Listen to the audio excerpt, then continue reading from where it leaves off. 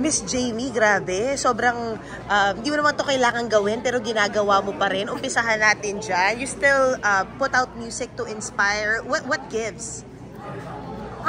The gift of what's your question? Yeah, I mean, why do you still do what you do? Why do I still do this? Yes. Kasi syempre, parang payback time na to eh. Kasi since binigyan nila ako ng label, di ba? Binigyan ako ng star, pinagkatiwalaan nila ako ng label ko. Syempre, kailangan galingan ko. Di ba? Eh syempre, kailangan ang kukunin mo dito yung mga yung mga creme de la creme. Diba? At creme de la creme nga ng mga Gen Z, itong si Francine. Diba? Yung mga marami. Saka yung magagaling, magaganda, magagaling kumanta, mga maayos, walang attitude. So, gusto ko yung walang attitude. Sino ba yon may attitude? Hindi, maraming. Nakuha ni Miss Ming. Oo, okay. Nakabantay na yung manager. Sabi mo, maraming magagaling kumanta, pero gusto mo makatrabaho, yung madali makatrabaho. Yung Oo. Gusto ko syempre dahil marami kasi yung iba, pahihirapan ka sa schedule, di ba? Or pahihirapan ka sa recording, gano'n. Itong batch na to, wala akong kahirap-hirap. Ang dali-dali nilang kausap, ang dali-dali nilang turuan, mababait sila, magagalang sila. So yun, okay na sa akin yun. Kasi ang recording naman, naayos yan eh. Ang pagkanta mali, pwede mo silang turuan, pero ugali hindi mo mababago. Ma'am, yun na nga po, no? You never, kumbaga ngayon kasi parang may pressure na dapat ganito tunog mo, ganyan tunog mo. Lalo na yung ilang mga Christian songs, di ba? Na parang nagra-rap, ganun. But you remain faithful to the Roman Catholic way of how you've done it throughout the decades. Ano po ba, tawag mo rito? Bakit hindi kayo nape-pressure at talagang you know your brand? Yeah. Actually, nag-iba kami. Yung 3-in-1, reggae yun. Wow!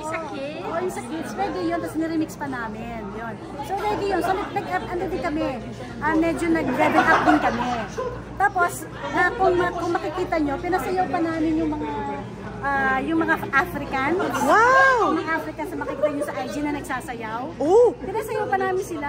Yung mga TikTok. Yun. Ginalingan nyo nga. Ginalingan talaga ni Ming. Oo. Ginalingan namin talaga. So, rumireggae ka na, Miss Jamie? Nag-reggae kami, tapos nire-remix namin sila. Pwede nyo ba i-sample yung reggae? Ano ba yung tunog ng reggae na Miss Jamie?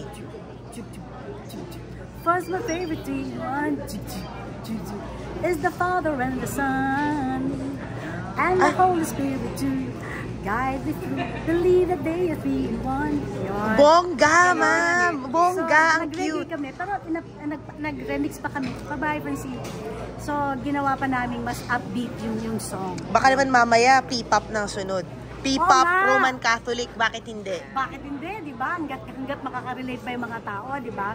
And yung faith, hope, and love, ang gusto naman ni Sir Roxy doon, chorus, yung marami. Kaya kinuha ko si KB, Jet Madela, and si Francine. Yun, gusto namin yung maraming kakanta. Katulad din sa ibang mga recording namin ng mga Christmas song, laging production yun eh. So, and yun na nga, yung Kefa na nga, ginawa namin, rap. Wow! So, iba rin, going with the times. Oo. Ibang genre. But Jamie, what is the ultimate goal of Inspire Music? The ultimate goal of Inspire Music, as it says, to inspire people, for the people to be blessed when they hear the song. Kasi cliche nga, di ba? Sinabi ko, baka cliche ito. Pero ang talagang inspiration namin ngayon sa panahon na to is world peace. It's really cliche, pero totoo siya.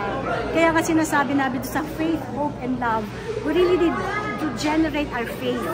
Diba? Para magkaroon ng hope yung mga tao. And of course, in turn, it will develop into love. Pagmamahal sa kapwa. Yun. It's so inspiring talaga. Kaya bagong-bago talaga yung name. How do we take a hold of the music that we're putting out now? Saan yun nilalabas?